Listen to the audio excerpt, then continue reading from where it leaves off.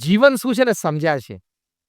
Warren બફેટને ક્યારેય tension નથી. અને આપણે 6 વાગ્યા પછી મોબાઈલ ચાલુ રાખીએ છીએ. 6 વાગે નહીં, રાત્રે 11 વાગે, રાત્રે 11:30 વાગે, પોણા 12 વાગે સૂતી વખતે પણ પાછો મોબાઈલ જોઈએ. કોઈનો WhatsApp છે, કોઈનો SMS છે. તે રાત્રે 11 વાગ્યા સુધી તું મોબાઈલ ચાલુ રાખે છે એટલે તું પ્રાઇમ મિનિસ્ટર ઓફિસમાંથી કોઈ ફોનની અપેક્ષા રાખસ?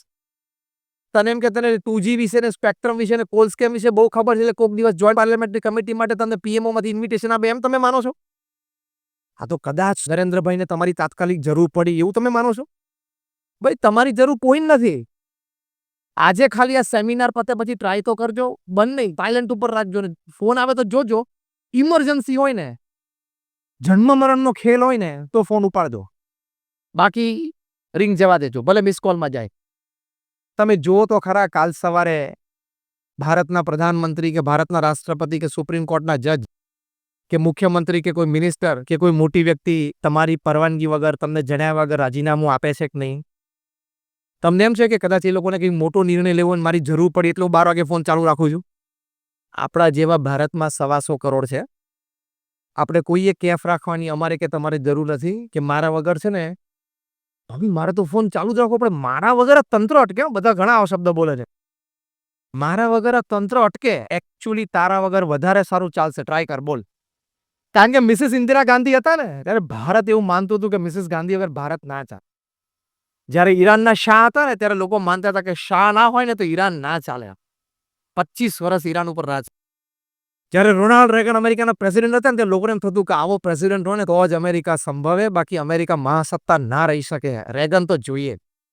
આજે 3માંથી કોઈ નથી ને તોય 3 દેશોએ ખૂબ પ્રગતિ કરી. એમ તમે કદાચ કુટુંબમાં ના હો ને તો એ કુટુંબ સુખી હોઈ શકે. ચિંતા નહીં કરવાની. ઘણા બધાના ઘરે તમે સવારે 9 વાગે ઘરેથી નીકળતો છો ને એટલે ઘણા બધાને થતું છે કે હા હવે સાંજે 6 વાગ્યા સુધી ખાલી જગ્યા તમે પૂરી હો, શાંતિ. આ સ્ટ્રેસ મેનેજમેન્ટ. તમે સવારે 9 વાગે ઘરેથી નીકળો એટલે ઘરમાં ઘણા બધાને એમ થતું હશે કે હવે સાંજે 6 વાગ્યા સુધી શાંત. જો બધા બોલે છે મોઢેથી એટલે કોઈએ આપણે એવું માની લેવાની જરૂર નથી કે મારા વગર ઘર ન ચાલે, મારા વગર ધંધો ન ચાલે, મારા વગર વહીવટ નહીં ચાલે. બધું જ ચાલશે, વધારે સારું ચાલશે. You manage your time. સમય મેનેજ કરીને બેલેન્સ કરો, નહીં તો પ્રોબ્લેમ આવશે જ. એટલે 8+8+8ની સિસ્ટમ બને ત્યાં સુધી એન્ફોર્સ કરવાનો પ્રયત્ન કરજો. એમાં છેલ્લા 8ની આપણે વાત ચાલે છે કે ફેમિલી, એવી જ રીતે ફ્રેન્ડ, એવી રીતે હેલ્થ, હાઇજીન અને હોબી. સ્વાસ્થ્ય માટે પણ થોડો પ્રયત્ન કરજો, નહીં તો ત્યાંથી પણ સ્ટ્રેસ જન્મી શકે છે. તમારી 25, 30, 35 વર્ષની ઉંમર બ્લડ પ્રેશર, ડાયાબિટીસ ચાલુ થશે ને એટલે તણાવ આવશે. ડોક્ટર એમ રાઈટ ઓર રોંગ? આવશે જ. એ તમે લગ્ન પ્રસંગમાં ગયા હોય અને ફર્સ્ટ ક્લાસ સુરતી ઘારી ઘીની લચબચતી પડી હોય અને તમે ખાઈ નહીં શકો ને એમાંથી તણાવ જન્મશે.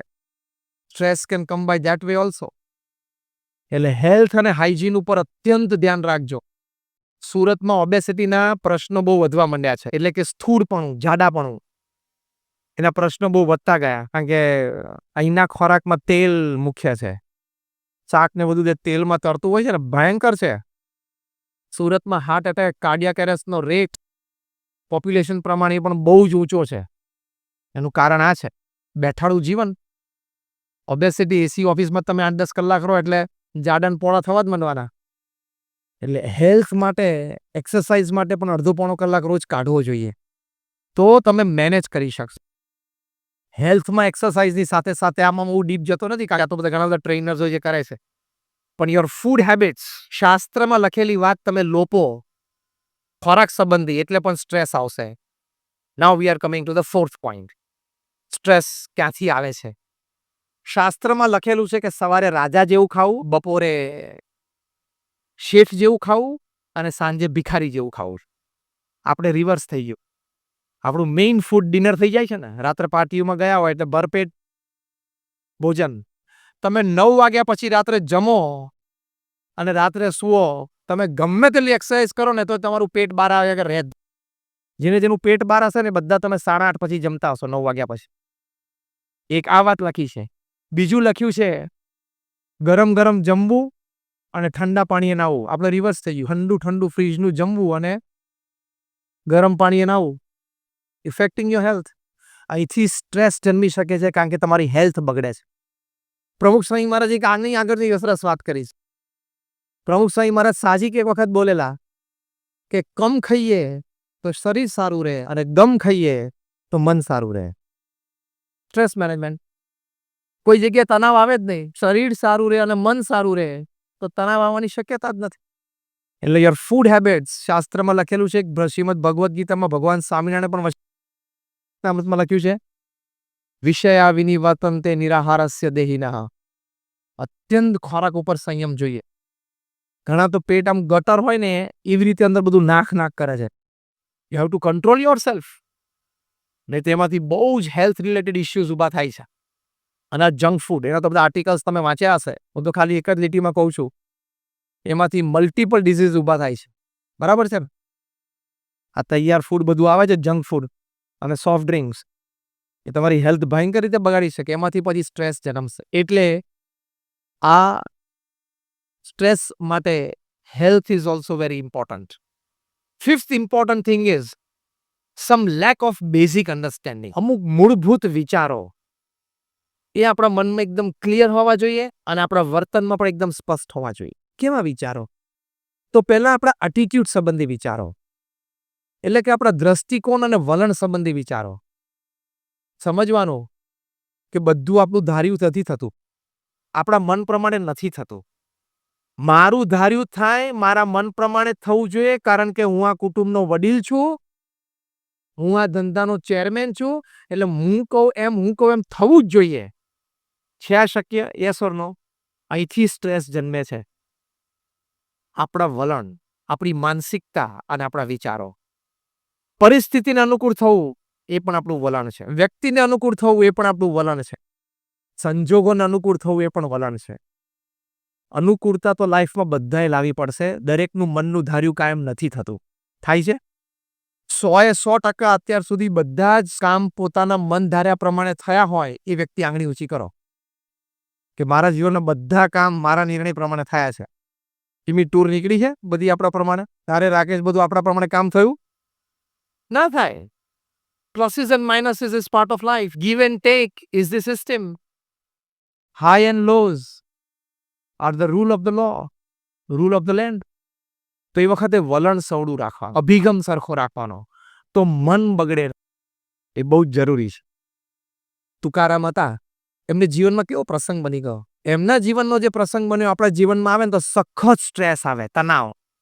તુકારામને બધા ગામવાળાએ કીધું કે આ તો આપણું દામ બગાડે છે, છોકરાઓને વ્યસન મુક્ત કરે છે, ભગવાનમાં શ્રદ્ધા કરાવે છે, એટલે આનું આપણે અપમાન કરીને ગામમાંથી એને કાઢી મૂકો. એટલે ગધેડા ઉપર બેસાડ્યા, માથેથી બધા વાળ કાઢીને મુંડન કરાવી દીધું, માથે ચૂનો ચોપડ્યો, પૂંધા બેસાડ્યા, ગધેડેનું પૂંછડું હાથમાં આપ્યું અને ગળામાં રીંગણાની માળા પહેરાવી અને ગામમાં ઢંઢેરો પીટાવીને કાઢ્યા અને છોકરાઓએ ધૂળ નાખી. હવે કેટલું અપમાન કહેવાય. ઘરે પાછા આવ્યા ને ગધેડા પરથી ઉતર્યા એટલે એમના પત્ની કીધું કે હું તો આપઘાત કરી નાખું છું. મારા પતિનું આવું અપમાન ગામમાં હું સહન ન કરી શકું. કાલે સવારે કુએ મારે પાણી ભરવા જવું અને લોકો મને શું કહેશે, કેમ જોશે. તુકારામ એમના પત્નીનો હાથ પકડી અંદર લઈ ગયા કે જો આમાં શું ખોટું થયું છે? અરે કે શું બધું ખોટું થયું? આપણું આટલું અપમાન થયું? તુકારામ કે જો આપણા લગ્ન 18 વર્ષ પહેલા થયા ત્યારે આપણે ઘોડે સવારી થઈ નહોતી, ગામમાં આપણો વરઘોડો નીકળ્યો નહોતો, તે આજે આ લોકોએ મફતમાં કાઢ્યો. ફેરફાર એ વિચારધારામાં જ કરવાનો છે. બીજું, આપણે ગરીબ છીએ, છેલ્લા 6 મહિનાથી હું વાળ નહોતો કપાવી શક્યો, આ લોકોએ વાળ કાપી આપે પછી ચૂનો ચોપડ્યો ને એટલે હવે કોળો પણ નહીં થાય, ડેન્ડ્રફ એનો ઇસ્યુ પણ જતો રહે. અને ત્રીજું, લે આ રીંગણાની માળા. આપણે અઠવાડિયાથી શાક નહોતું ખાધું, રોટલો અને છાશ જ ખાતા હતા. શાક કરને, આપણે બે ખાઈએ, રામને જે બોલવું એ બોલે, એમને જે બોલવું હોય એ બોલે. હવે આ વ્યક્તિને ક્યારેય સ્ટ્રેસ આવે ને તો બીજી કોઈ વ્યક્તિ હોય ને અપમાનની નીચે દબાઈ જાય. આવું મારું અપમાન, લોકો હવે શું જોશે, મને શું વિચારશે? તુકારામને કાંઈ નહોતું. જે થયું એમાંથી પોઝિટિવ શું લેવાનું એટલું જ વિચાર કરવાનો, તો સ્ટ્રેસ નેવર કમ્સ. તણાવ આવે જ નહીં. આપણા જીવનમાં પણ જે પ્રસંગો બને છે ને એમાં તમે આવું સૌડું વિચારી શકો છો તો સ્ટ્રેસ નહીં આવે. It has been proved that what happens with you is only 10%. How you take it is 90%. તમારી સાથે જીવનમાં કોઈ પણ ઘટના બને ને એની ઇમ્પેક્ટ 10% જ હોય છે. તમે ઘટનાને કેવી રીતે લો છો, જોવો છો ને, એની ઇમ્પેક્ટ 90% હોય છે. What happens with you is 10%. How you take it is 90%. પ્રમુખ સ્વામી મહારાજ એમના જેટલા સન્માનો થયા છે ને, દુનિયાની મોટી મોટી પાર્લામેન્ટ, કેન્યા કે બ્રિટિશ પાર્લામેન્ટમાં સ્ટેન્ડિંગ ઓવેશન સાથે પ્રમુખ સ્વામી મહારાજના સન્માન થયા છે. અને એવા જ પ્રમુખ સ્વામી મહારાજના અજ્ઞાની લોકોએ તિરસ્કાર કરીને અપમાન પણ કર્યા છે. આ બંને પરિસ્થિતિમાં પ્રમુખ સ્વામી મહારાજનું સંતુલન અમે નજરે જોયું છે. કોઈ માન આપે, હાર પહેરાવે ને કી ટુ ધ સિટી આપે અને સ્ટેન્ડિંગ ઓવેશન. કેનેડાની પાર્લામેન્ટમાં 540 સાંસદો પ્રમુખ સ્વામી મહારાજ માટે ઉભા થઈ ગયેલા. તો એ પ્રમુખ સ્વામીના ચહેરા ઉપર મને આવું માન મળે છે એવી એક લકીર નથી. અને લોકોએ એમના જબરદસ્ત મોઢામોઢ અપમાન કર્યા છે, તો પણ સ્થિરતા. કેમ? આ વલણ કે તમારી સાથે જે કંઈ ઘટના બને છે ને એની ઇમ્પેક્ટ 10% જ છે. તમે ઘટના વિશે શું વિચારો છો, કેવી રીતે લો છો, એની 90% ઇમ્પેક્ટ. પ્રમુખ સ્વામી મહારાજ એવું માને છે જે કંઈ થાય છે ભગવાનની ઈચ્છાથી થાય છે. માન મળ્યું ભગવાનની, અપમાન થયું ભગવાનની ઈચ્છા. આપણે શું કામ આનંદ ગુમાવો? હવે આ વ્યક્તિને કોઈ દિવસ સ્ટ્રેસ આવે? કોઈ દિવસ તણાવ ના આવે. પ્રમુખ સ્વામી મહારાજ એક બહુ સરસ વાત સમજાવે છે કે જીવનમાં ક્યારેય સામાજિક કે કૌટુંબિક જીવનમાં તણાવ ના આવે એની માટે એક સમજણ, એક વલણ, એક વિચાર શું રાખવાનો. ધારો કે પ્રમુખ સ્વામી મહારાજ બહુ સરસ સમજાવે છે કે કોઈ તમને કીધું તમે ગધેડા જેવા છો. હવે આટલી ભર સભામાં કોઈ વ્યક્તિને કહું તમે તો ગધેડા જેવા, તમને કેવું લાગે? અપમાન લાગે ને? કોઈને પણ લાગે. પ્રમુખ સ્વામી મહારાજ કહે છે કે કોઈ તમને એમ કે ગધેડા જેવો છો, એ સ્વામી કહે છે કે આપણે આંખ બંધ કરવી એટલે 2-5 સેકન્ડ વિચારું કે મારે ધોળું ચામડું છે, મારે પૂંછડું છે, મારે 4 પગ છે, મારે લાંબા લાંબા કાન છે? નથી. તો હું ગધેડો નથી, હું માણસ. આટલું જ વિચારવાનું હોય છે આમાં. પ્રમુખ સ્વામી મહારાજ કહે છે કે તને ગધેડો કીધો ને ત્યારે તું ગધેડો નથી થયો, પણ તે બાઈ ચડાવીને કે મને ગધેડો કીધો, હવે થયો. હવે તું થયો. કોઈ કહી જાય એમાં ક્યાં આપણે બની જઈએ છીએ? કોઈ આપણને કહી જાય એમાં આપણે બની નથી જતા. એ રિએક્શન આપીએ છીએ ને ત્યારે આપણે બનીએ છીએ. That reaction is stress. એ જે રિએક્શન છે ને પછી આખી જિંદગી યાદ રાખે કે આને મને ગધેડો કીધો હતો. બોલે, જીભ છે તો બોલે. પ્રમુખ સ્વામી મહારાજ બીજું શીખવાડે છે. તમારું નામ શું? લાલજીભાઈ. પ્રકાશના ફાધર. હા, આપણે મળ્યા છીએ. તમને કોઈ એમ કે આમ હાથ લાંબો કહીને કે તમે તો લાલજીભાઈ ગધેડા જેવા છો, તો આટલું જ વિચારવાનું છે. અને બીજું તમારી સામે જઈને કહું કે કાંતિભાઈ અહીંયા હોત, તો તમે મને શું કહો? હું કાંતિ નથી. તમે બોલ્યા ને કે હું કાંતિ નથી, હું લાલજીભાઈ છું. એમ કોઈ ગધેડો કહેતા આટલું જ કહેવાનું, ભાઈ હું ગધેડો નથી, હું મુકેશ, ચિરાગ, અનિલ. જોવામાં ફેર લાગે. આટલું જ કહેવાનું છે. બહુ સ્થિરતા રાખવાની, બહુ જ ધીરજ રાખવાની. તમને કોઈક એક શબ્દમાં ઇગ્નાઇટ કરી જાય એટલા બધા તમે વીક છો? કોઈક એક શબ્દ નાખે અને તમે ઇગ્નાઇટ થઈ જાઓ એટલા બધા વીક છો? હા કે ના? હા કે ના બોલો? ના. તો હવે કોઈક ગધેડો કે ત્યારે રિએક્શન બરોબર આપજો, મેં શીખવાડ્યું એવી રીતે. હા, રોજ સવારે પોતાની જાતને કહેવાનું I am not that weak that anybody can ignite me anytime. કોક મારો ટેમ્પરામેન્ટ ને મારો જીવન શું છે ને સમજ્યા છે.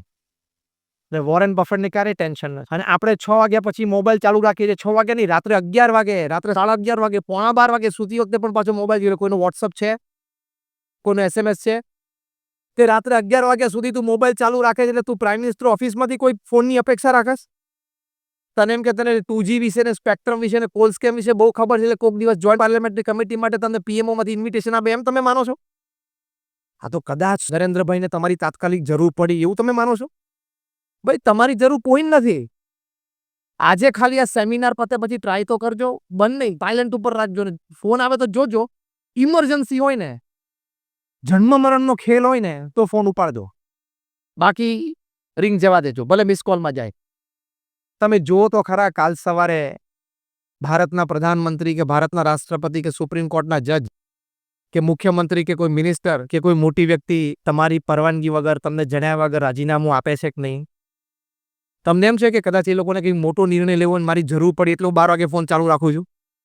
આપણા જેવા ભારતમાં 125 કરોડ છે.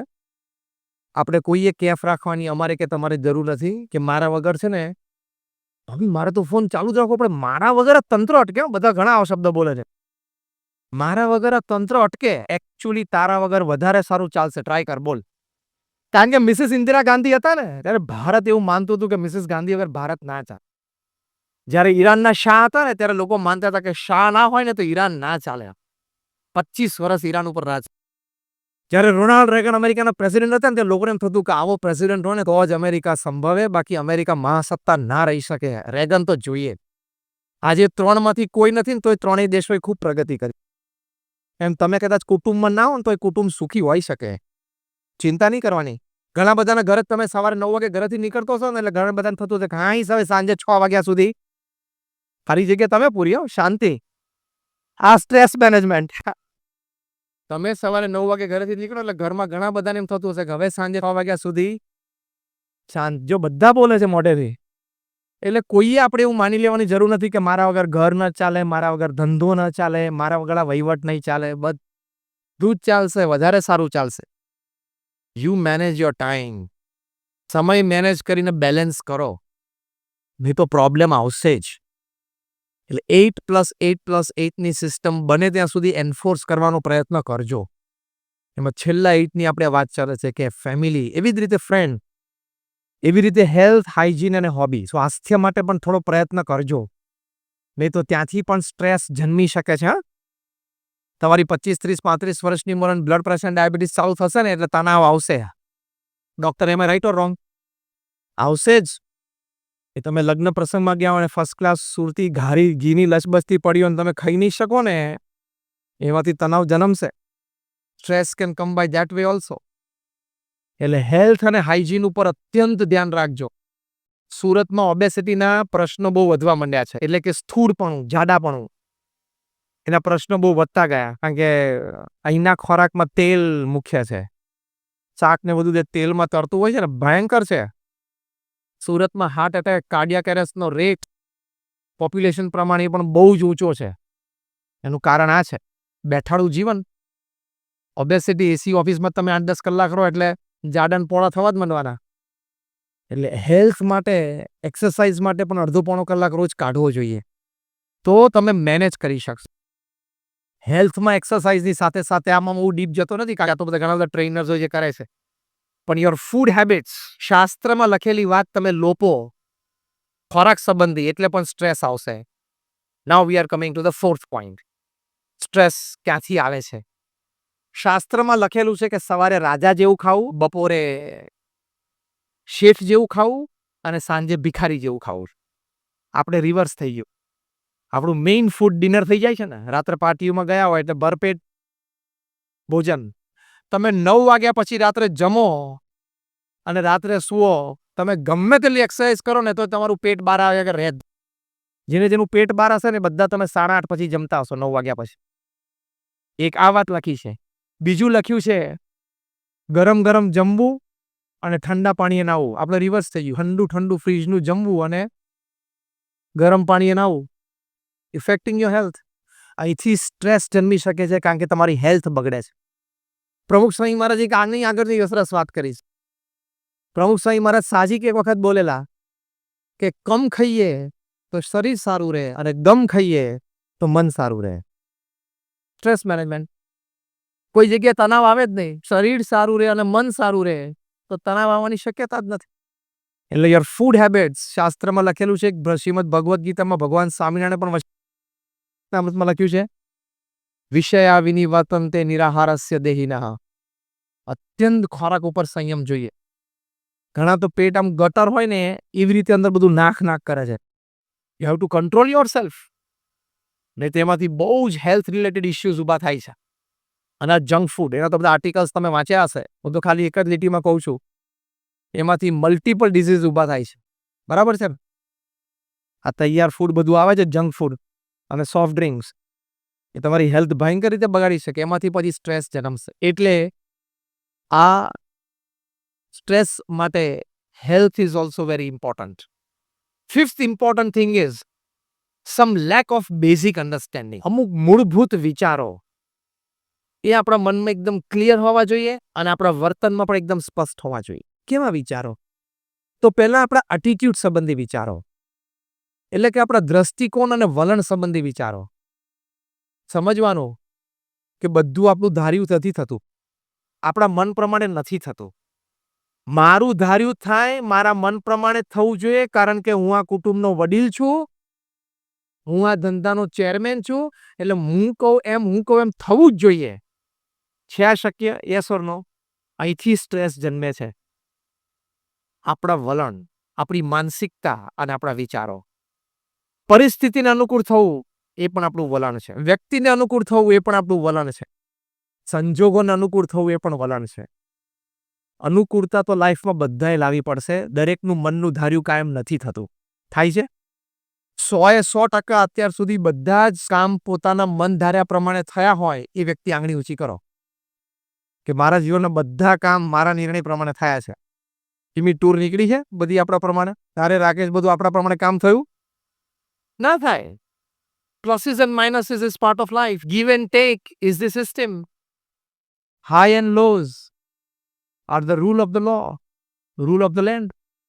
તો એ વખતે વલણ સવડું રાખવાનું, અભિગમ સરખો રાખવાનો, તો મન બગડે એ બહુ જ જરૂરી છે. તુકારામ હતા, એમને જીવનમાં કેવો પ્રસંગ બની ગયો. એમના જીવનનો જે પ્રસંગ બન્યો આપણા જીવનમાં આવે ને તો સખત સ્ટ્રેસ આવે, તણાવ. તુકારામને બધા ગામવાળાએ કીધું કે આ તો આપણું ગામ બગાડે છે, છોકરાઓને વ્યસન મુક્ત કરે છે, ભગવાનમાં શ્રદ્ધા કરાવે છે, એટલે આનું આપણે અપમાન કરીને ગામમાંથી એને કાઢી મૂકો.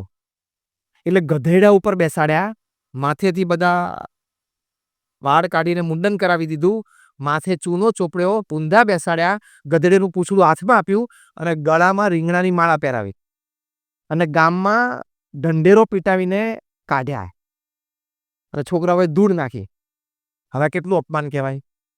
ઘરે પાછા આવે ને ગધેડા પરથી ઉતરે એટલે એમના પત્ની કીધું કે હું તો આપઘાત કરી નાખું છું. મારા પતિનું આવું અપમાન ગામમાં હું સહન ન કરી શકું. કાલે સવારે કૂવે મારે પાણી ભરવા જવું અને લોકો મને શું કહેશે, કેમ જોશે. તુકારામ એમના પત્નીનો હાથ પકડીને અંદર લઈ ગયા કે જો આમાં શું ખોટું થયું છે? અરે કે શું બધું ખોટું થયું? આપણું આટલું અપમાન થયું? તુકારામ કે જો આપણા લગ્ન 18 વર્ષ પહેલા થયા ત્યારે આપણે ઘોડે સવારી થઈ નહોતી, ગામમાં આપણો વરઘોડો નીકળ્યો નહોતો, તે આજે આ લોકોએ મફતમાં કાઢ્યો. ફેરફાર એ વિચારધારામાં જ કરવાનો છે. બીજું, આપણે ગરીબ છીએ, છેલ્લા 6 મહિનાથી હું વાળ નહોતો કપાવી શક્યો, આ લોકોએ વાળ કાપી આપે પછી ચૂનો ચોપડ્યો ને એટલે હવે થોડો પણ નહીં થાય. ડેન્ડ્રફ એનો ઇસ્યુ પણ જતો રહે. અને ત્રીજું, લે આ રીંગણાની માળા. આપણે અઠવાડિયાથી શાક નહોતું ખાધું, રોટલો અને છાશ જ ખાતા હતા. શાક કરને આપણે બે ખાઈએ, રામને જે બોલવું એ બોલે, એમને જે બોલવું એ બોલે. હવે આ વ્યક્તિને ક્યારેય સ્ટ્રેસ આવે નહીં તો બીજી કોઈ વ્યક્તિ હોય ને અપમાનની નીચે દબાઈ જાય. આવું મારું અપમાન, લોકો હવે શું જોશે, મને શું વિચારશે. તુકારામને કાંઈ નહોતું. જે થયું એમાંથી પોઝિટિવ શું લેવાનું એટલું જ વિચાર કરવાનો, તો સ્ટ્રેસ નેવર કમ્સ. તણાવ આવે જ નહીં.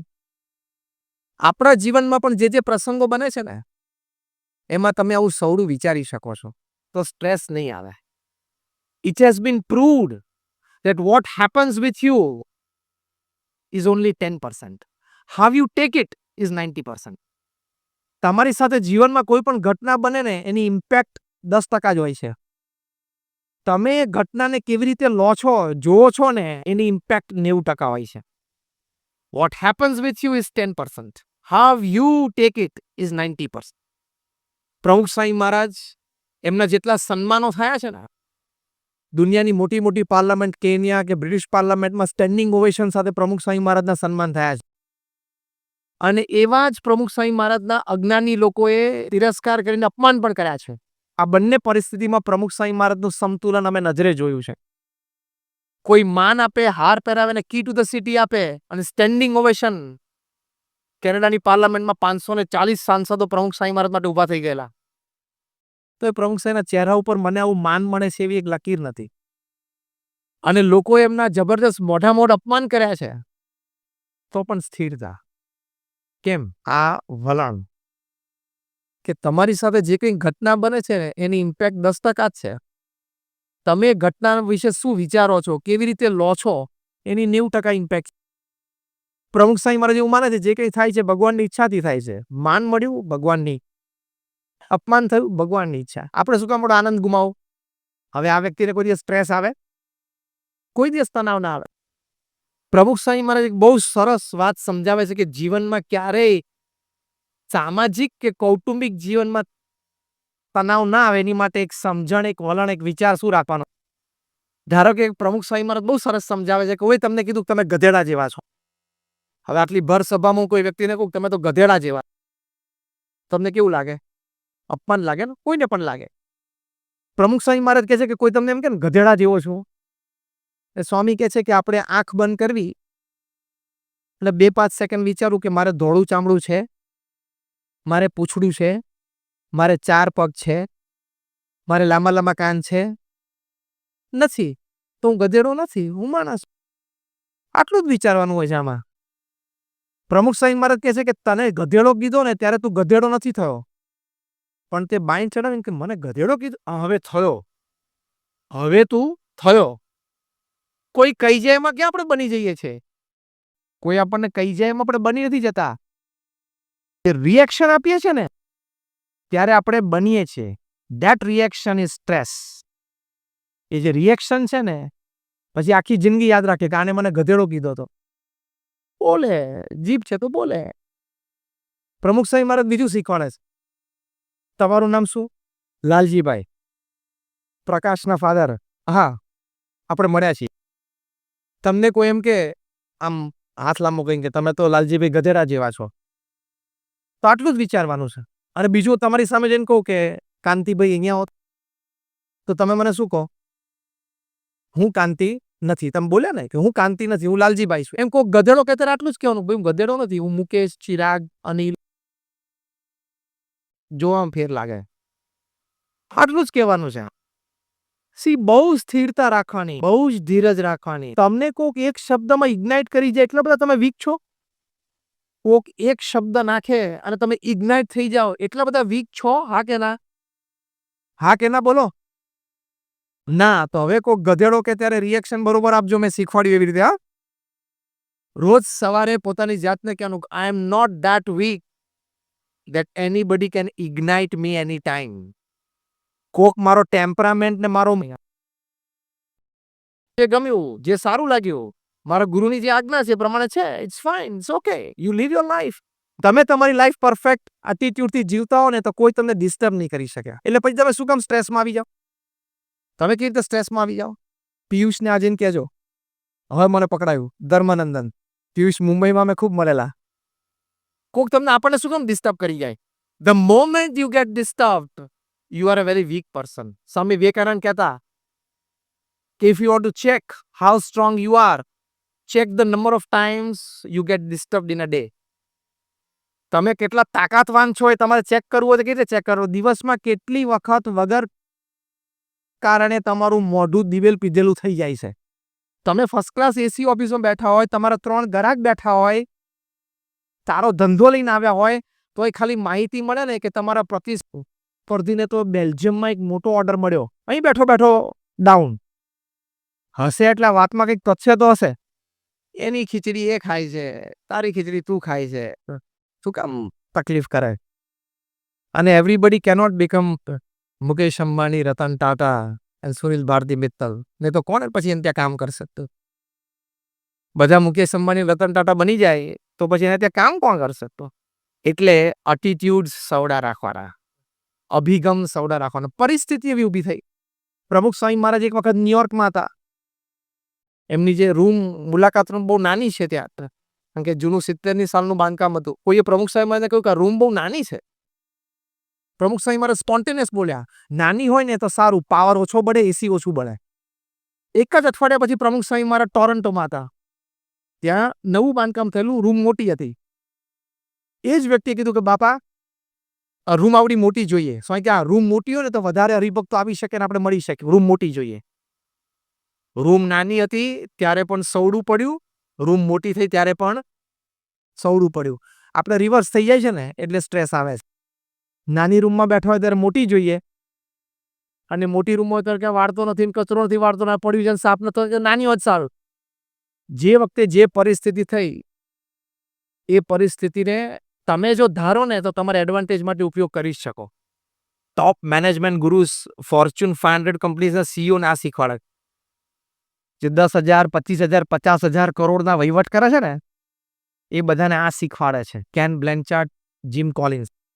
ગમે તે પરિસ્થિતિ ઊભી થઈ ને, માન કે અપમાન, તિરસ્કાર, ખોટ, લાભ, એને તમે ખૂબ સારી રીતે સમજીને પરિસ્થિતિને ફેરવી શકો તમારા એડવાન્ટેજ માટે. તમને આવડવું જોઈએ. બધું લખાણ ઉપર છે.